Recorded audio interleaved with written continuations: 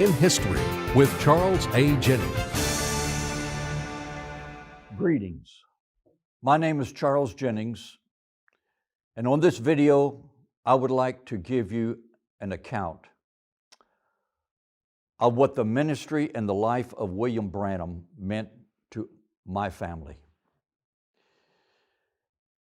It's a difficult story to tell because there's so much to tell. Now, if you've ever heard of this man, William Marion Branham, his life is probably the most unusual life of anyone in the 20th century. And one of the most unusual ministries that has ever taken place, I would say, since the days of the writing of the New Testament. Now, during the healing revivals of the late 1940s through the 1950s, early 60s, there were a lot of evangelists, approximately 300 evangelists, tent evangelists, crisscrossing the country praying for the sick. And there were some very popular ones. But William Branham had a most unusual ministry among them all. And as the life story of this man goes, he was a Baptist preacher in Jeffersonville, Indiana.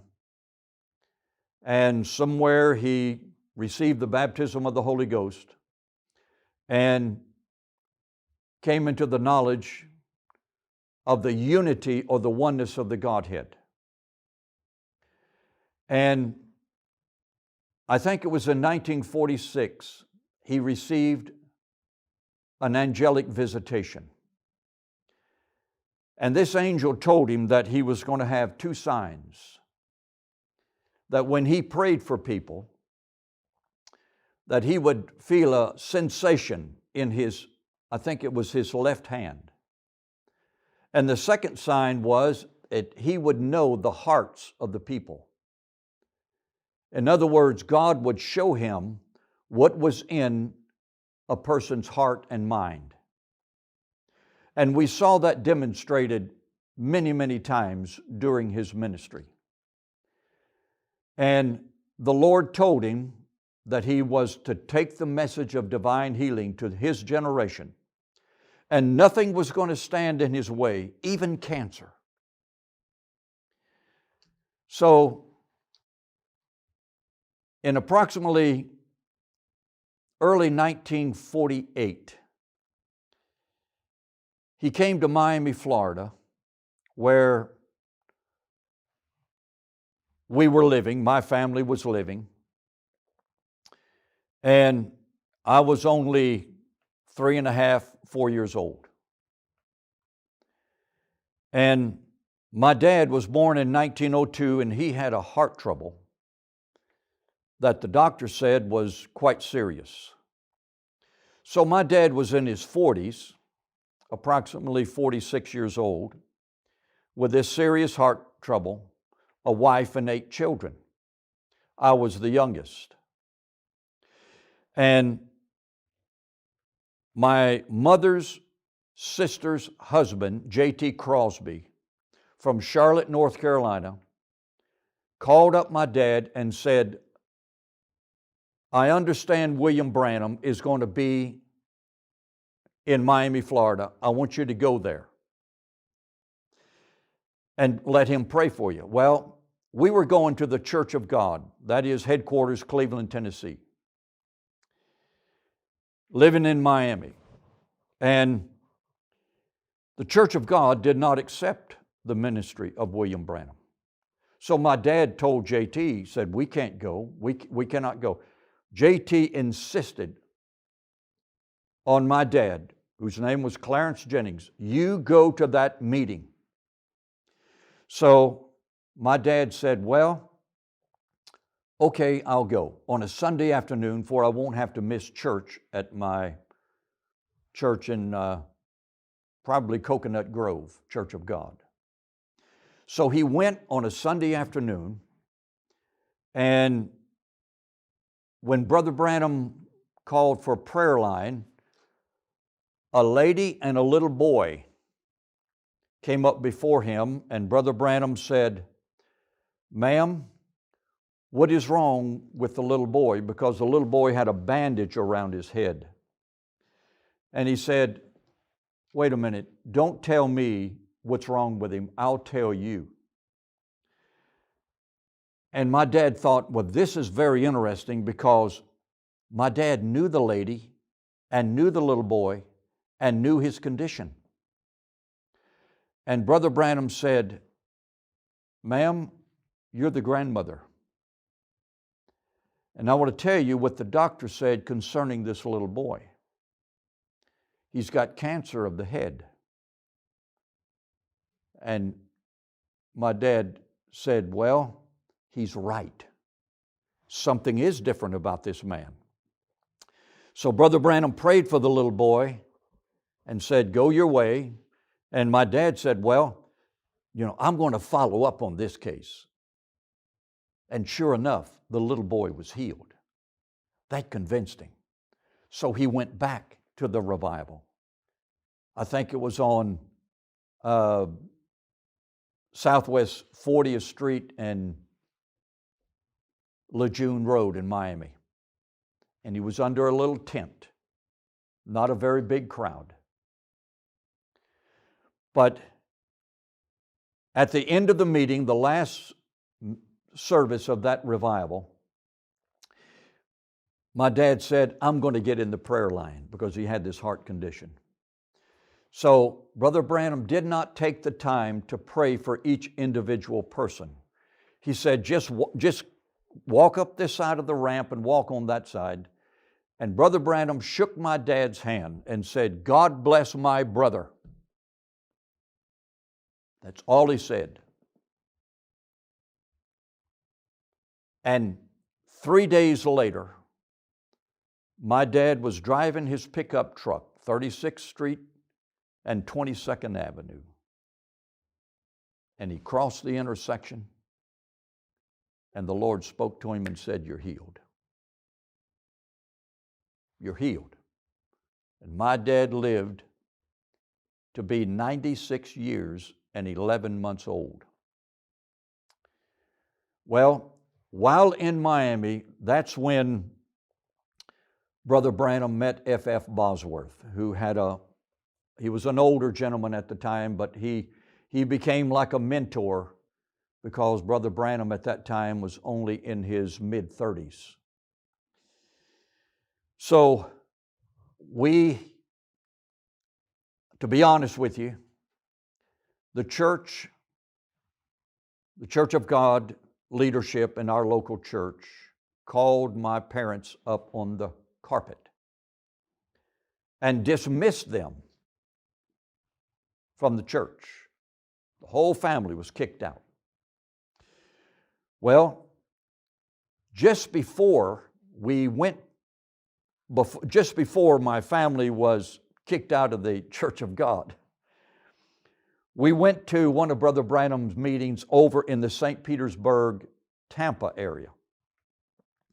This was around 1950. Now I remember going and taking the ferry across Tampa Bay and going in this big auditorium.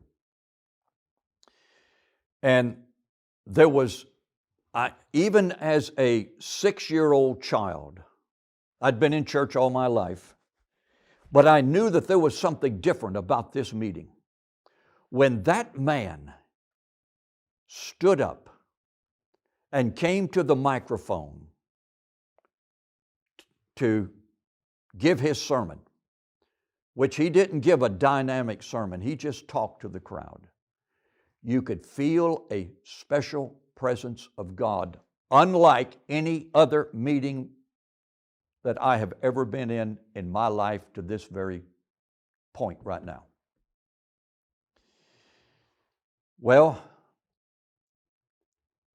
in that meeting, a woman came up before Brother Branham, and my father and mother knew this woman, Sister Johnson. She was the wife of a Church of God pastor. And he said, "Sister, you're not from this area, are you?" "No, I'm from Miami." And he says, "I want to tell you what's wrong with you. You have cancer." She said, "That's right." He said, "I want to tell you something that you may not know." My dad related this story to us many times. He said, "Your husband is sitting behind me on the platform, and he's a minister. And he has cancer of the throat. But God's going to heal both of you." And he did. Well, at the meeting of the excommunication around 1950 or 51, Brother Johnson was sitting there. But my dad said, "I am not going to denounce William Branham. I want to retain my healing." But Brother Johnson never spoke up in my dad's defense. But we'll leave that be. We'll just give that to God. Then we attended another meeting in 1953 in West Palm Beach, and Brother Branham was holding a meeting in a boxing arena on Military Highway. And I remember it well. 1953, I was about 9 years old, and we attended every service. We drove that 75 miles. My dad would take off early from work. We would drive up there 75 miles, and then drive back late every night.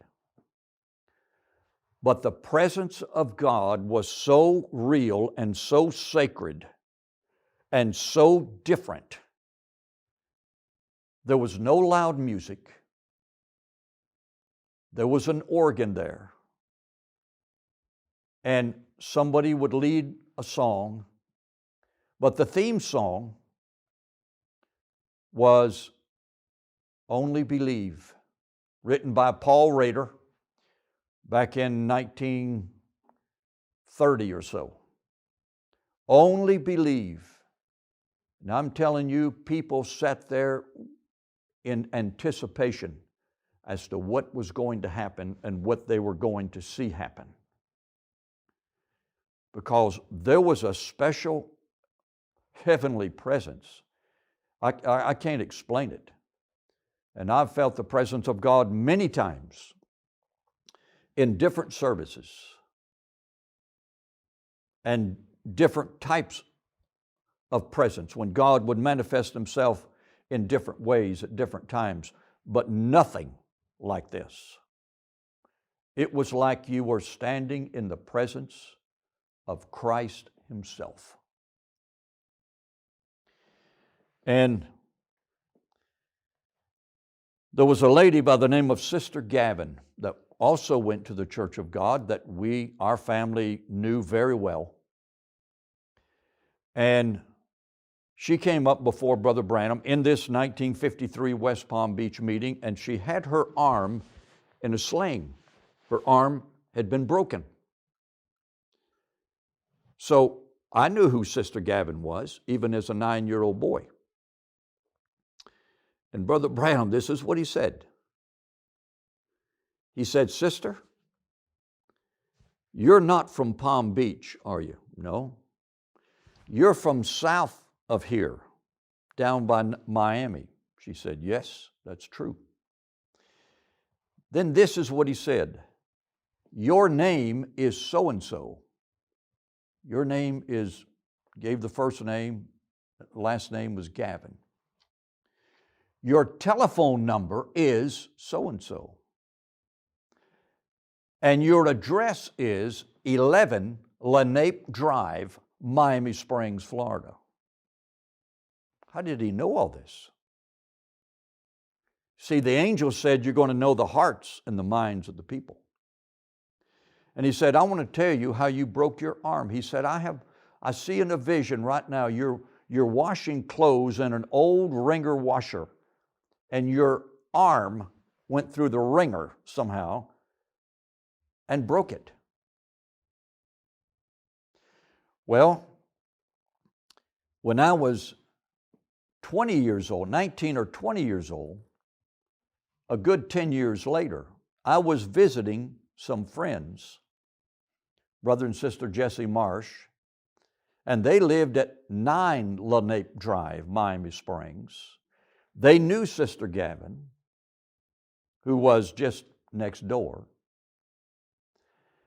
And Sister Marsh, when I was telling this story, she spoke up and she said, that is true. That's how Sister Gavin broke her arm. And I was in the house when she was washing clothes next door, and I heard her yell when she got her arm caught in the wringer. Sister Gavin was healed. How did this man know these things? It's like the biblical account. How can these things be done?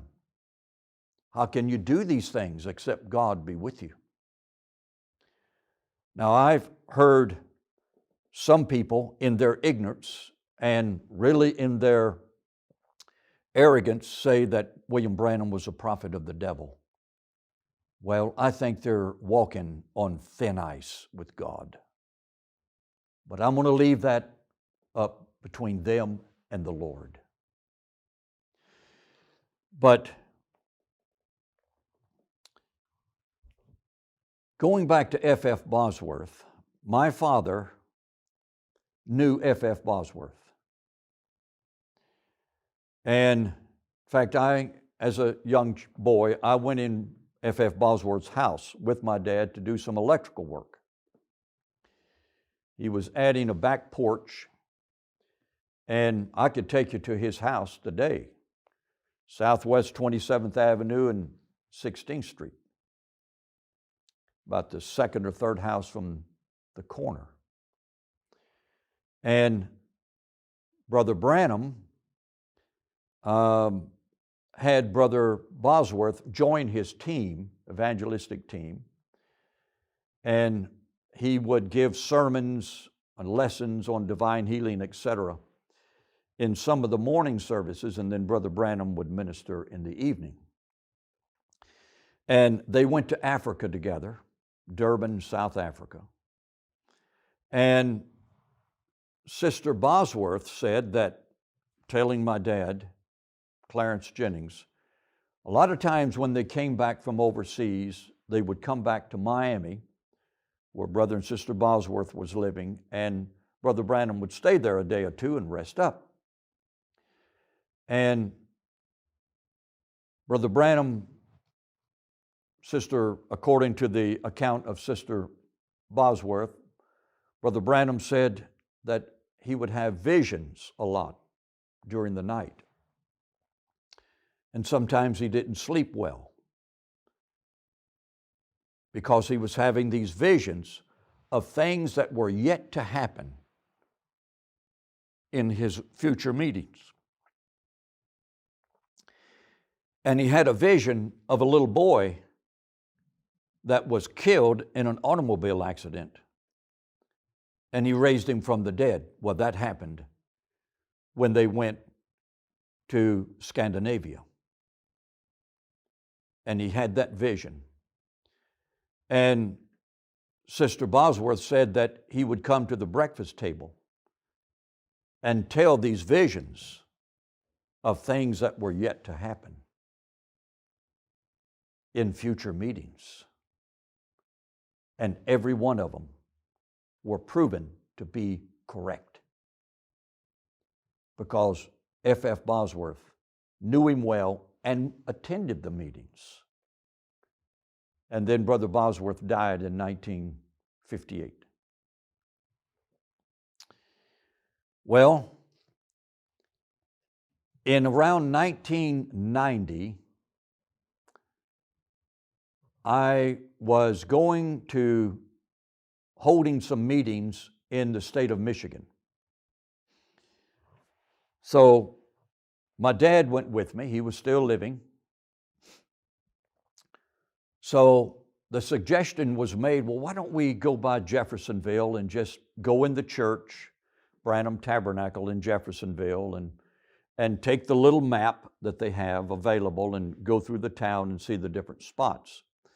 Well, the headquarters for the Voice of God ministry was still in that military quadrangle.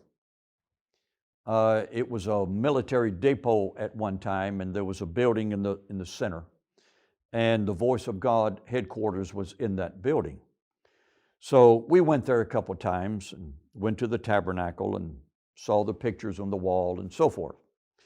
But one time we walked in the headquarters there in that old military quadrangle building, and there was an older man sitting there. And I didn't know who he was. And I started visiting with him, and he was very friendly. And he said, "My name is Brother Roberson." I thought, oh, Roberson. I heard that name mentioned by Brother Branham on some of his tapes, cassette tapes that I had previously listened to. And he said, "I want to tell you my story of meeting Brother Branham."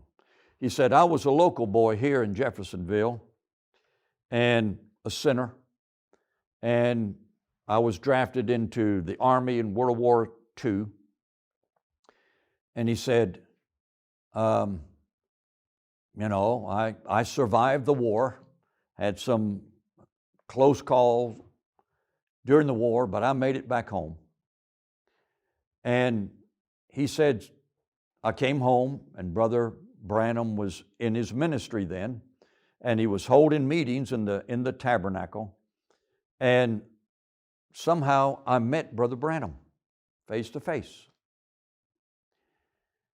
And Brother Branham asked him if he was a Christian.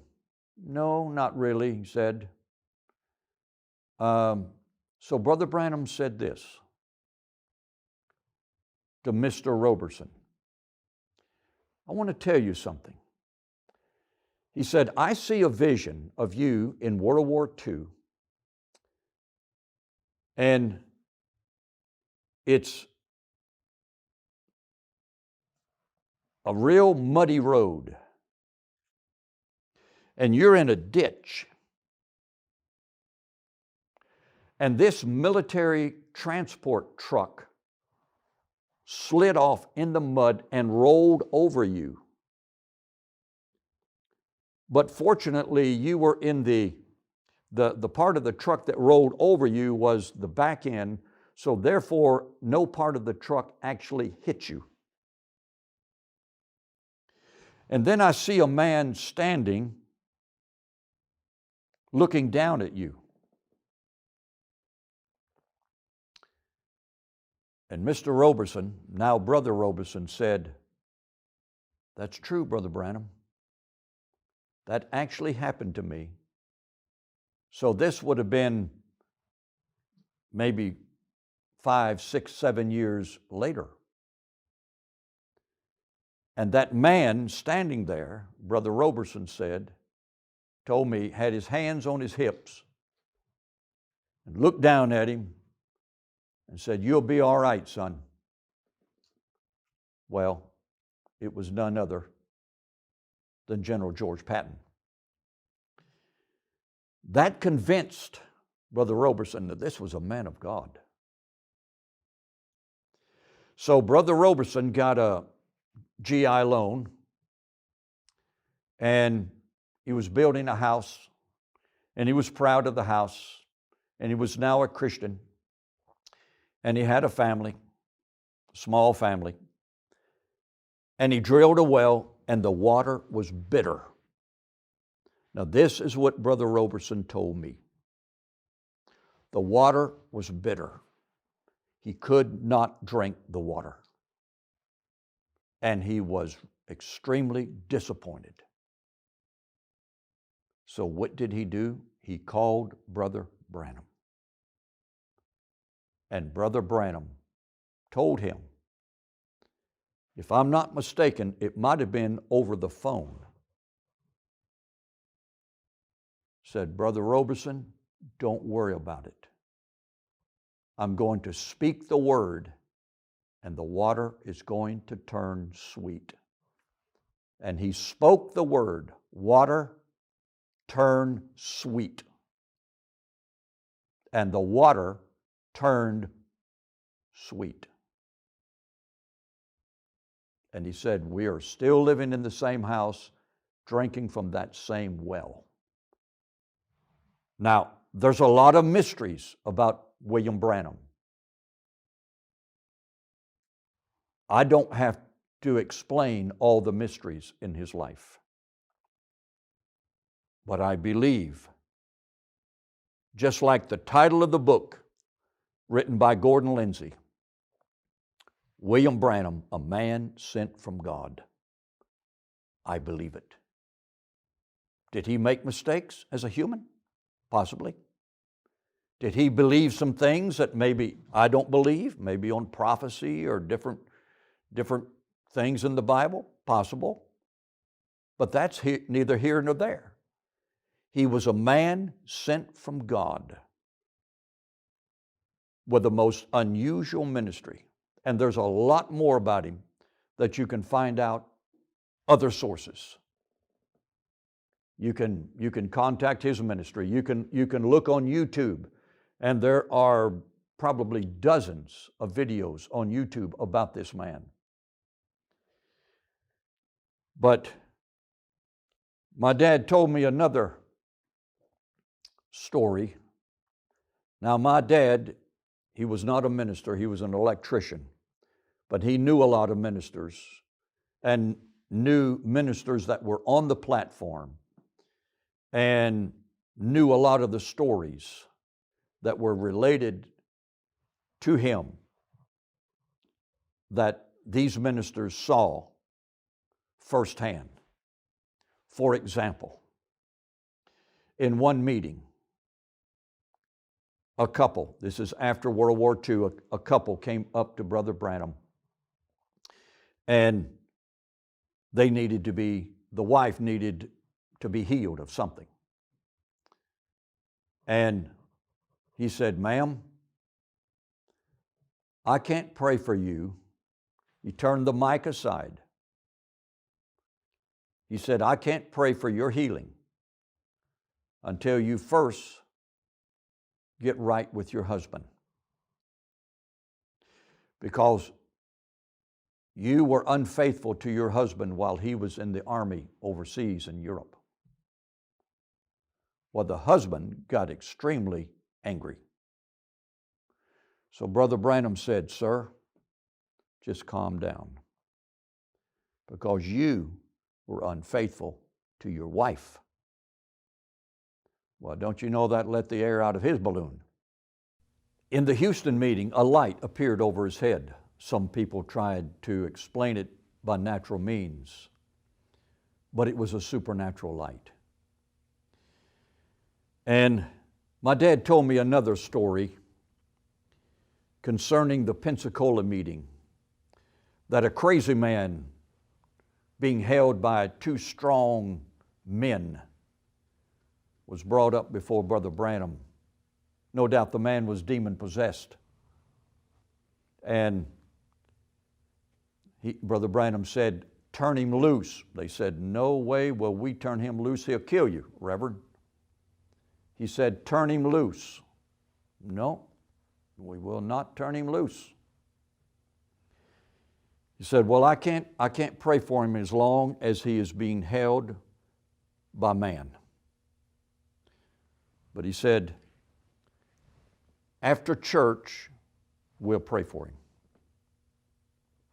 So the way it turned out is that they took two cars. Brother Branham was in one car with his fellow ministers, and there was a car behind them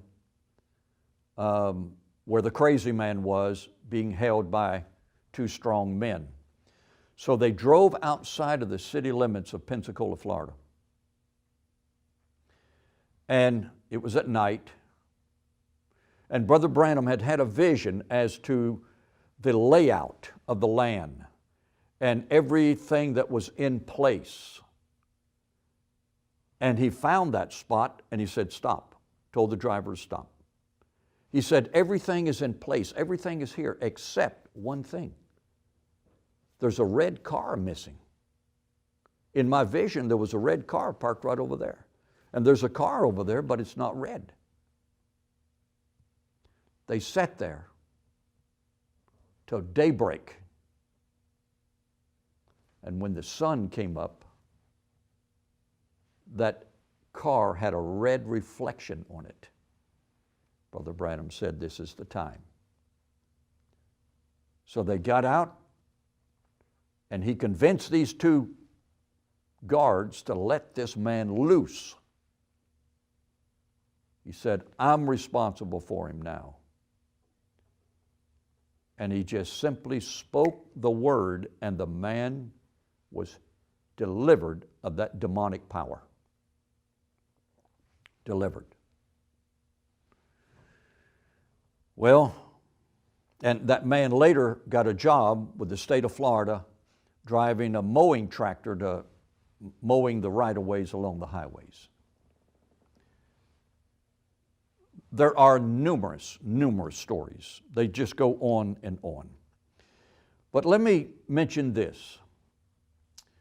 About 6 years ago, now I had this television ministry, and people call in, of course, and a man called in, an older man called in. His name was Brother Roy. And he said, I picked up from what you were saying today that you know something about William Branham. I said, yes. Yes, I do. Not a whole lot, but something. Well, he said, let me tell you my story. This is what Brother Roy told me. He's living in southern Louisiana, close to the Texas line. He said, when I was 19 years old, I was an evangelist with the United Pentecostal Church. And I heard that William Branham was coming to an auditorium in Houston. I wanted to go. And he said, I was dating the superintendent's daughter. So I went to the superintendent and I told him, I know how the United Pentecostal Church feels about Brother Branham. They don't want us going, but I really want to go to his meeting. Well, the superintendent said, I want to go too, but I can't afford to go because of my position. Well, Brother Roy said, can I go though? Will you give me permission to go? Well, his future father-in-law said, yeah, go ahead. But he said, may I take your daughter? It's just right across the state line into Houston, Texas, and it's not far, and we'll leave early enough in the day, and then we'll come back after the meeting. Fine. So they went there, and they got there a little early, and he said they went to a restaurant, had something to eat. Then they stopped, and they were still early, and they sitting in the car, and he said, I love this girl that I was dating, superintendent's daughter. He said, we planned to get married, and he said, we were talking there, and he said, I kissed her. And he thought, boy, that's a no-no. That is a no-no. But I kissed her. So he kind of repented within himself. And he said, well, let's go to the meeting. Well, he said, being a minister, I wanted to sit on the platform. And he said, I came in the back door, I walked up the steps to the platform, and the platform was already full of preachers. Every seat was taken except one. And he said, I don't know whether to take that chair or not, you know. But he said, I was standing there, and he said, I heard the door behind me open, and somebody walked up and put his hand on my shoulder. He said he put his hand on my shoulder and turned to me and said, Brother Roy, don't worry about it. I kissed my wife before we were married too. How? And he turned his head, and it was William Branham. How did William Branham know this? God spoke to him. You can criticize him. You can say anything you want to about this man. But this man was a prophet of God, a man of God. He knew the hearts of the people, and that sign was real. There's so many things to say that it would be redundant to continue. But I just wanted to give this testimony of the influence of this man and his ministry upon the life of our family. So, therefore, I have given my testimony as I have known it as a young man. And the last time I saw William Branham, I was an older teenager in the DuPont Hotel in Miami, Florida. He came to a Full Gospel Businessmen's meeting. That was probably somewhere around 1962 or 63. So that's my testimony, and I pray that you have been blessed. If you have, give us a thumbs up. You may, I solicit your comments back to me. If you have some experiences, pro or con, I don't mind listening. And so it's all for the glory of God, not for the glory of a man.